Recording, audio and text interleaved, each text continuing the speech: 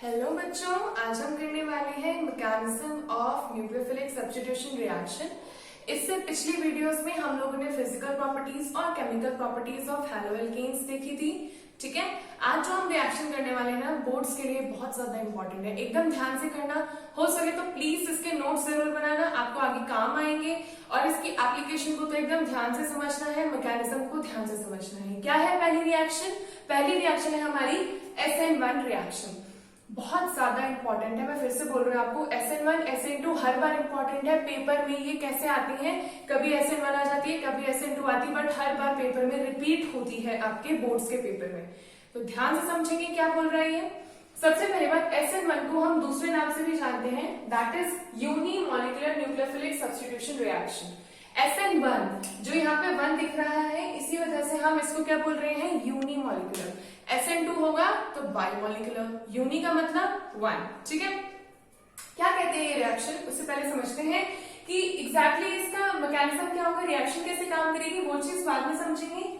थोड़ी सी थ्योरी समझते हैं कि ये क्या बोलते हैं। क्या बोलते हैं कि रिएक्टिविटी ऑफ SN1 डिपेंड करेगी, रिएक्टिविटी ऑफ एल्काइल हैलाइड। जो भी आप एल्काइल हैलाइड लोगे वो SN1 कितना शो करेगा, वो डिपेंड करेगा कि जो इंटरमीडिएट कार्बोकेटाइन फॉर्म हुआ वो कितना स्टेबल है।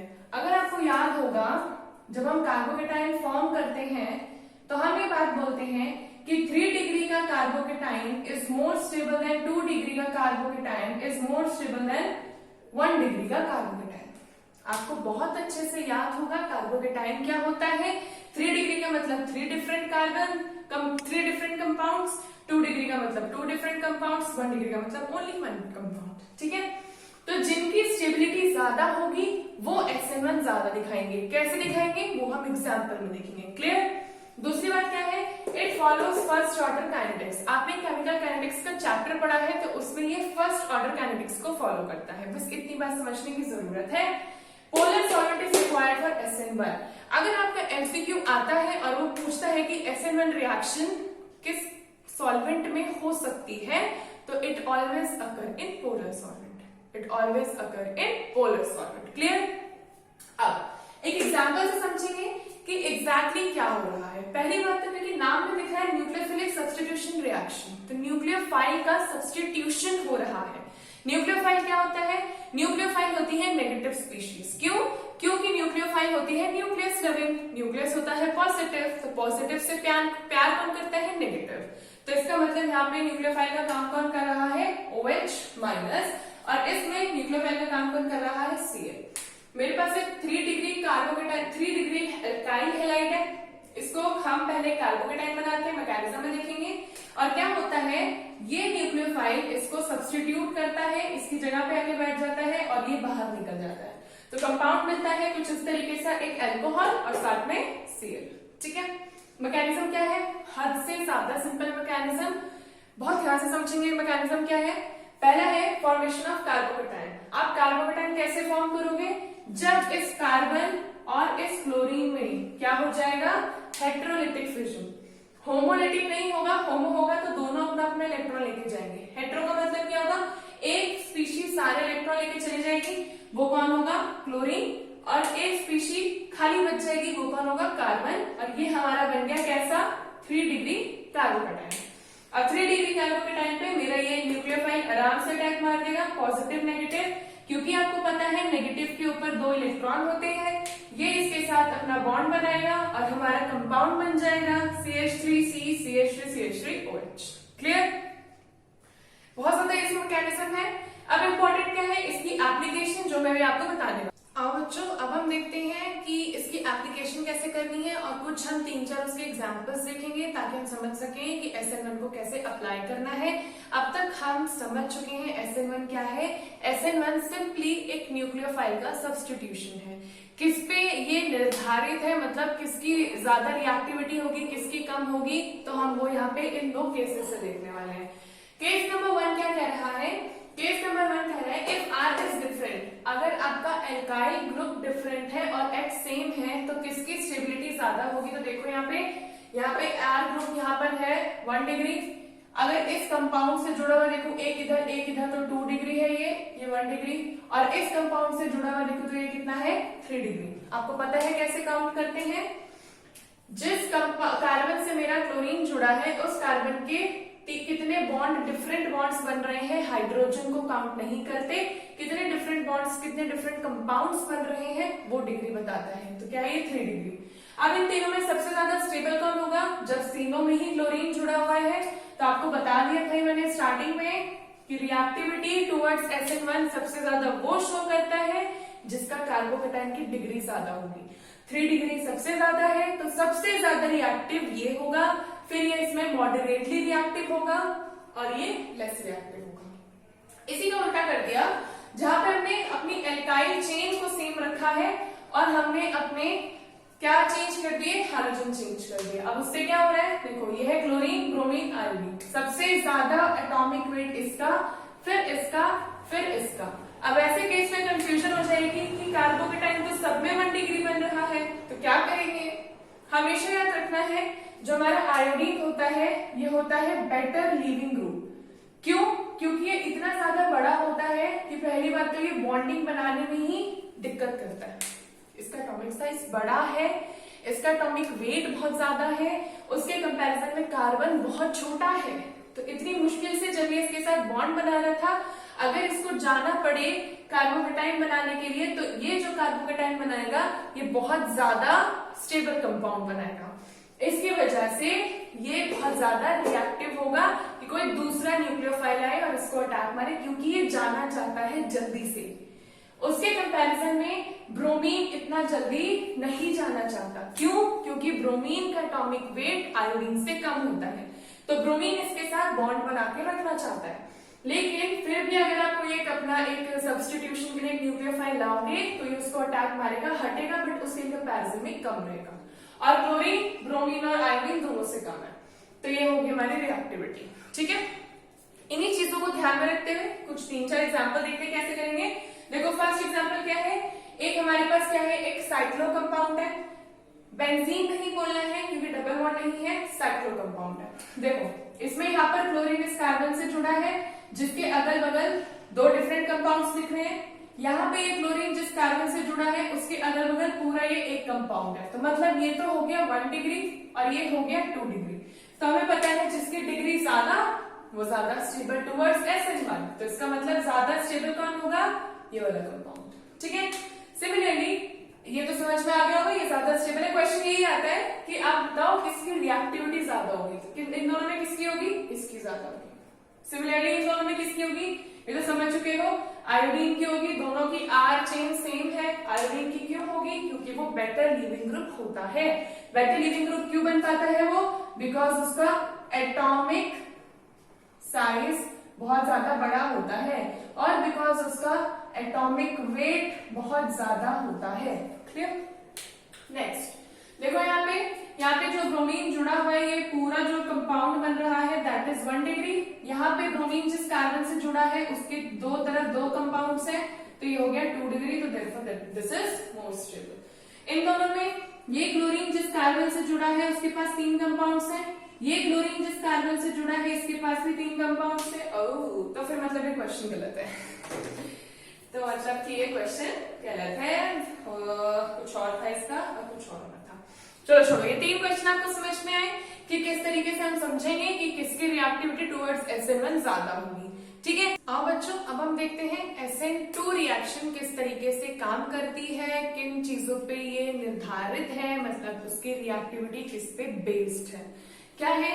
SN2 रिएक्शन 2 आ गया ना यहाँ पे, तो इसका मतलब है बाइमॉलिक्यूलर रिएक्शन है, बाइमॉलिक्यूलर न्यूक्लियोफिलिक सब्स्टिट्यूशन रिएक्शन है। अब क्या मतलब है इसका? देखो यहाँ पे जैसे मैंने अपने कंपाउंड ले रखा है इस तरीके से इस फॉर्म में है, तो इसका काम क्या होता है? जो ये न्यूक्लियोफाइल अटैक मारता है वो एकदम यहाँ से आकर अटैक मारता है।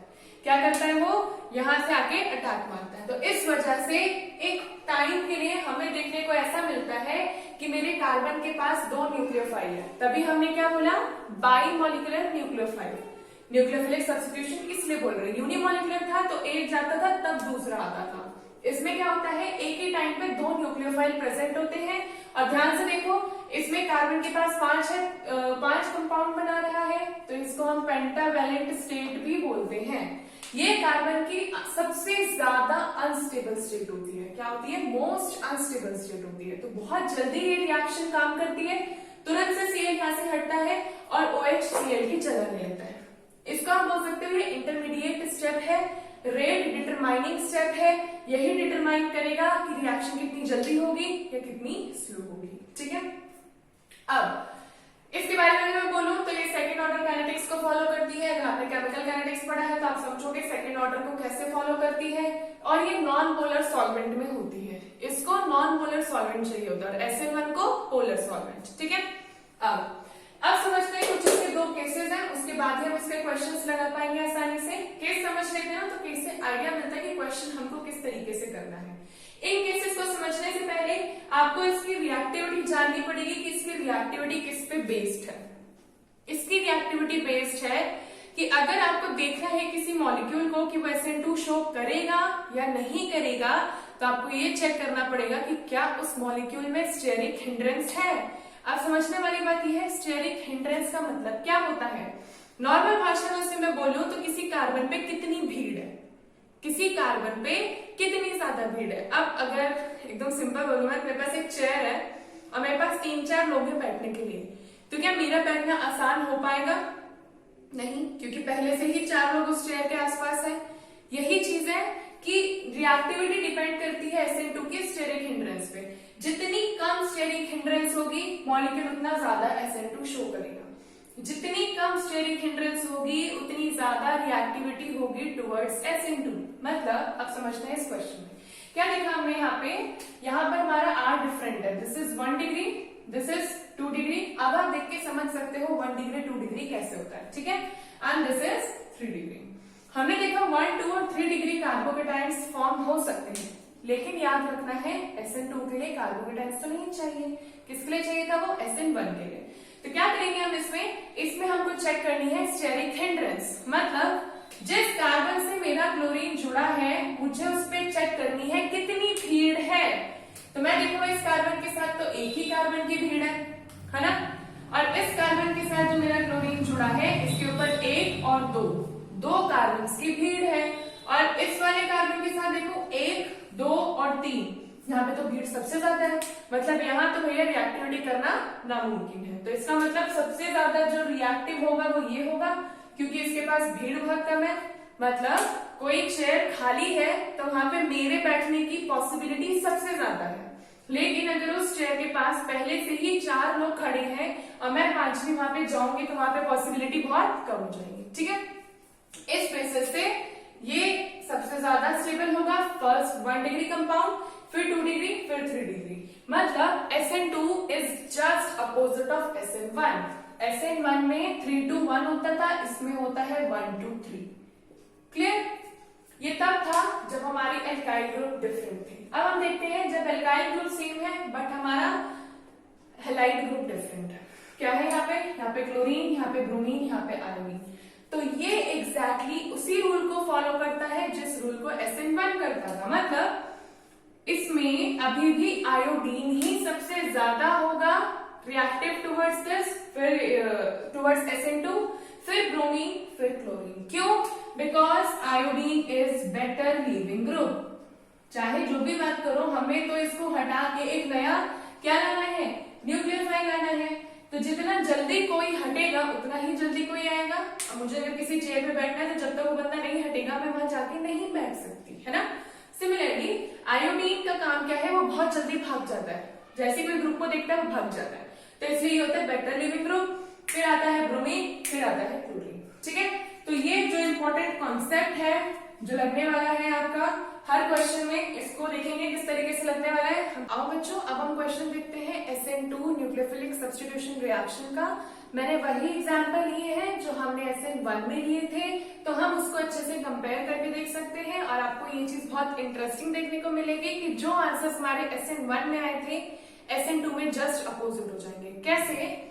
पहला क्वेश्चन देखो, SN1 SN2 दोनों लगाएंगे, पर पहले क्या लगा रहे हैं SN2। अगर SN2 लगाएंगे तो हमको क्या चेक करना है कि जिस कार्बन से मेरा क्लोरीन जुड़ा है क्या उसके ऊपर भीड़ ज्यादा है या नहीं है। तो ध्यान से देखो, जिस कार्बन से मेरा यहाँ पे क्लोरीन जुड़ा है, इस मतलब ये वाले कार्बन पे, इसके ऊपर कितनी भीड़ है, इसके ऊपर पूरी एक बेंजीन की रिंग टिकी हुई है, मतलब इसके ऊपर स्टेरिक हिंड्रेंस बहुत ज्यादा है। बेंजीन, सॉरी बेंजीन नहीं है, ये एक साइक्लो कंपाउंड है, ठीक है। अब देखो इस कार्बन से अगर मैं बात करूं तो इस कार्बन से जिससे क्लोरीन जुड़ा है उसकी एक तरफ कार्बन है और इसकी एक तरफ कार्बन है, इस पे कोई रिंग नहीं है, कार्बन कार्बन है, तो स्टेरिक हिंड्रेंस किसके ऊपर कम है, इसके ऊपर, क्योंकि इसके पास सिर्फ कार्बन है, इसके ऊपर पूरी एक रिंग है, तो इस वजह से SN2 पे सबसे ज्यादा रिएक्टिव वो हो जाएगा। क्लियर? अब इन दोनों में देखते हैं, तो इन दोनों में तो सेम ही आएगा, आपको पता है, क्योंकि iodine is a better leaving group because of its greater atomic size, greater atomic weight. Next देखते हैं क्या है, यहाँ पे देखो क्लोरीन जिस कार्बन से जुड़ा है उसका एक तरफ ये और एक तरफ ये 2 डिग्री कार्बोकेटाइन है, कार्बोकेटाइन है 2 डिग्री कार्बन, और इधर सिर्फ 1 डिग्री कार्बन, तो कौन ज्यादा स्टेबल होगा, कौन ज्यादा रिएक्टिव होगा टुवर्ड्स SN2, जिस पे भीड़ कम, इसके पे 1 की भीड़, इस पे 2 की भीड़, तो ये ज्यादा रिएक्टिव और ये लेस रिएक्टिव। ठीक है, ऐसे ही क्वेश्चन आएंगे बोर्ड्स में, एक एक नंबर के आते हैं, 2-3 क्वेश्चन पूछते हैं, तो आपको ध्यान रखना है इनका कंसेप्ट क्या लग रहा है, क्वेश्चन की प्रैक्टिस करनी है अपनी एनसीईआरटी की बुक से, आपको आराम से समझ में आ जाएगा। ठीक है, अगर आपको आज का लेक्चर पसंद आया हो तो एक बार वीडियो को लाइक जरूर कर देना, चैनल को सब्सक्राइब तब तक कर दिया होगा, नहीं किया होगा तो आप प्लीज इसको एक बार जरूर सब्सक्राइब करना, आगे और भी वीडियोस आएंगी और भी अच्छे लेक्चर्स आएंगे, जो बेसिकली मैं उसके लिए बना रही हूँ जो बच्चे अपने बोर्ड्स के एग्जाम में बहुत अच्छा स्कोर करना चाहते हैं। ठीक है, एक बार नोट्स पढ़िए यहाँ से, एक बार अपनी एनसीईआरटी की बुक पढ़िए, आराम से एग्जाम्स आराम से निकल जाएंगे, अबव 90 आप स्कोर कर सकते हो, इस बात की गारंटी मैं ले सकती हूँ। ठीक है, तो आज के लिए वीडियो बस इतना ही था, आगे आने वाले लेक्चर्स के लिए एक बार आप मेरे चैनल को जरूर सब्सक्राइब करें और थैंक यू फॉर वॉचिंग।